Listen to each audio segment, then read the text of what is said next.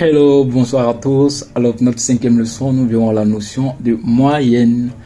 Alors, la moyenne en statistique est une mesure qui permet de représenter un ensemble de données en calculant la somme de toutes les valeurs, puis en les divisant par le nombre total de valeurs. Cela donne une valeur représentative de l'ensemble de données collectées.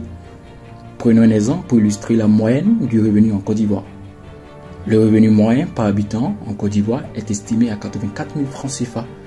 Ce qui correspond à la somme totale des revenus en Côte d'Ivoire divisé par le nombre total d'habitants. Donc, le revenu en Côte d'Ivoire, basé sur cet exemple simplifié, est d'environ 84 000 francs CFA. Cela signifie que, si nous prenons des personnes vivant dans ce pays, l'on se dira que le salaire courant avoisine les 84 000 francs CFA. En effet, la moyenne est une mesure couramment utilisée pour résumer les données et donner une idée générale d'une étude. Cependant, il est important de garder à l'esprit que la moyenne peut être influencée par des valeurs extrêmes qui peuvent ne pas représenter fidèlement la situation globale. Prenons le cas du revenu en Côte d'Ivoire.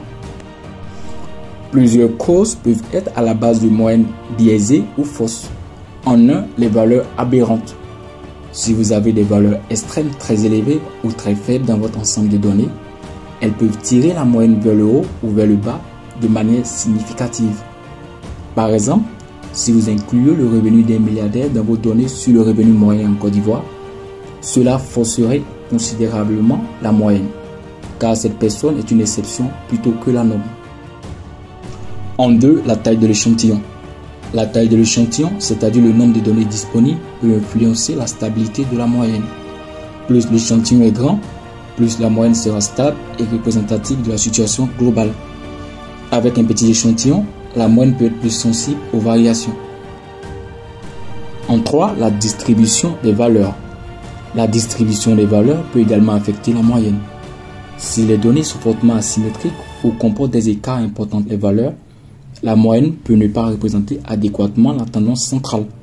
Dans de tels cas, d'autres mesures statistiques comme la médiane ou le mode pourraient être plus appropriées. Ces thèmes seront abordés dans les prochains cours.